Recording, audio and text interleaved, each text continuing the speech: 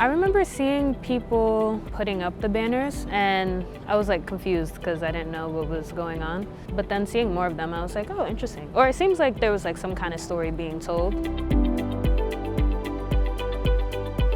I love the juxtaposition of the kind of intimate portraits, but that they're so large, and so you almost kind of feel as if you're stepping into a moment.